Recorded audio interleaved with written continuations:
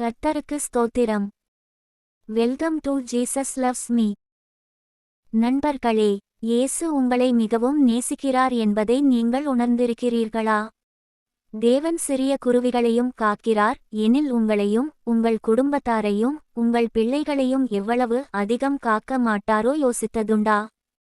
இன்று ஒரு உண்மையான சம்பவத்தை உங்களுக்குச் சொல்கிறேன். அது தேவனுடைய அன்பும் பாதுகாப்பும் எவ்வளவு பெரியது என்பதை நமக்கு காட்டுகிறது. நம்மை காக்கும் தேவன். ஒருமுறை அமெரிக்காவின் ஒரு மாநிலத்தில் ஒரு நகரத்திலிருந்து மற்றொரு நகரம் வரை தொலைபேசி கேபிள் பதிக்கும் பணி நடந்து கொண்டிருந்தது. சாலையோரத்தில் பெரிய கால்வாய் தோண்டப்பட்டு கொண்டிருந்தது. குழி தோண்டும் வழியில் ஒரு பெரிய மரம் தடையாக இருந்தது.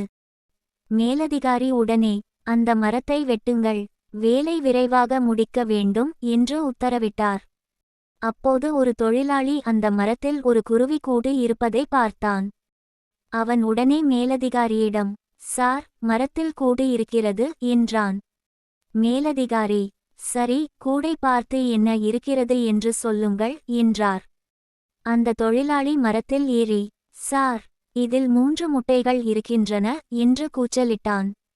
மேலதிகாரி ஒரு நிமிடம் யோசித்து, சரி, மரத்தை வெட்டாதீர்கள், அதை விட்டுவிட்டு நாம் குழி தோண்டும் பணியை தொடரலாம். பணி முடிந்த பின் மீண்டும் இங்கு வரலாம் என்றார். 5 வாரங்கள் கழித்து பணி முடிந்து மீண்டும் அந்த இடத்துக்கு வந்தார்கள்.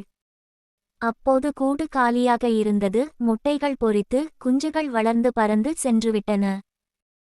மேலதிகாரி ஆர்வமாக, அந்த கூடை கீழே எடுத்து வாருங்கள். அந்த நாளில் நான் மரத்தை வெட்டாதிருக்கச் சொன்னது ஏன் என்று அறிய விரும்புகிறேன் என்றார்.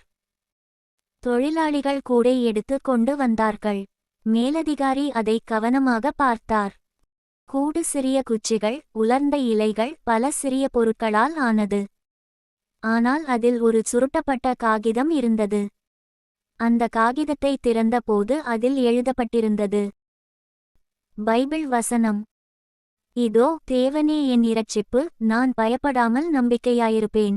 கர்த்தராகிய யேகோவா என் பெலனும் என் கீதமுமானவர். அவரே எனக்கு இரட்சிப்புமானவர். ஏசாயா 12:2. அந்த குருவி இந்த காகிதத்தை எங்கோ எடுத்து வந்து தன் கூட்டில் வைத்திருந்தது. மேலதிகாரி அந்த வசனத்தை பார்த்தவுடன், இந்த கூட்டையும் குஞ்சுகளையும் தேவனே காத்தார் என்று நம்பினார். அவர் கண்களில் கண்ணீருடன் தேவனை துதித்தார். நண்பர்களே, ஒரே ஒரு பைபிள் வசனத்துக்காக அந்த கூடு காக்கப்பட்டிருந்தால், உங்களையும் உங்கள் குடும்பத்தையும் காக்க தேவன் எவ்வளவு வல்லவரோ நினைத்து பாருங்கள். அந்த குருவிக்கு விசுவாசமே இல்லை, ஆனாலும் தேவன் அதை காத்தார். நீங்கள் அவரை நம்பி விசுவாசத்தோடு பரிசுத்தமாக வாழும்போது, அதே தேவன் உங்களையும் இந்த வாழ்விலும் வரப்போகும் காலத்திலும் காக்கப் போகிறார். இந்த கதை உங்களுக்கு ஆசீர்வாதமாக இருந்தால், இந்த வீடியோவை பகிர்ந்து தேவனுடைய அன்பை இன்னொருவருக்கும் சொல்லுங்கள். தேவன் உங்களை ஆசீர்வதிப்பாராக.